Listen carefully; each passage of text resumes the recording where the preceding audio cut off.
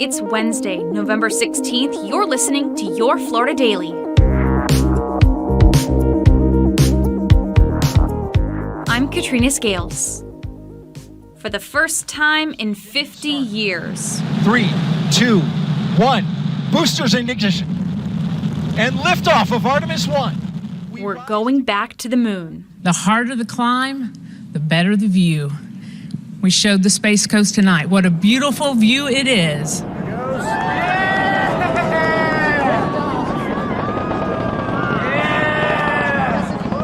NASA's 21st century moon rocket is finally off the ground. Hearing nominal calls here in Mission Control, Houston. Liftoff from Kennedy Space Center happened at 1:47 a.m., slightly later than planned because of a faulty Ethernet cable and a hydrogen valve leak. For that, NASA sent in its Red Crew to tighten some bolts. Here's Artemis Red Crew member Trent Annis speaking after the launch. Because the rocket's, it's alive, it's creaking, it's making venting noises, it's pretty scary. So on zero deck, my heart was pumping. Now flying through space, Orion should reach the moon next week, make several orbits, and drop off some small satellites before coming back home. The capsule will re-enter Earth's atmosphere and splash down into the Pacific Ocean off the coast of San Diego, all within 25 days. If all goes well on this test flight, NASA will put astronauts on the next mission, called Artemis 2, to orbit around the moon as early as 2024. NASA Administrator Bill Nelson this morning.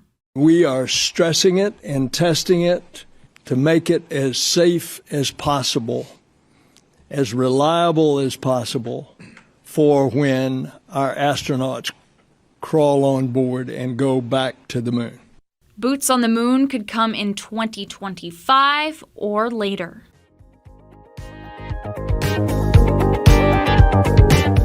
Florida power companies are toughening up the grid, and they want Floridians to fork over $22 billion to make that happen.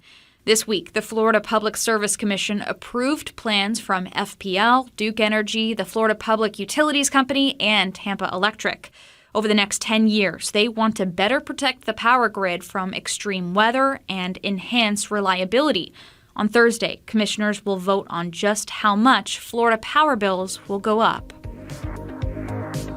Find these top stories, including video of the Artemis 1 launch, breaking news, weather, and traffic, all day on clickorlando.com.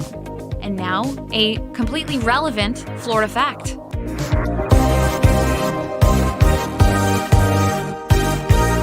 Harrison Jack Schmitt is the most recent living person to have walked on the moon.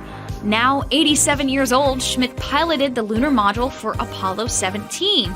Talking about his experience in 2019, he said the first time he smelled moon dust, he had a severe allergic reaction. Schmitt says this could be a big challenge for long-duration astronaut missions in the future.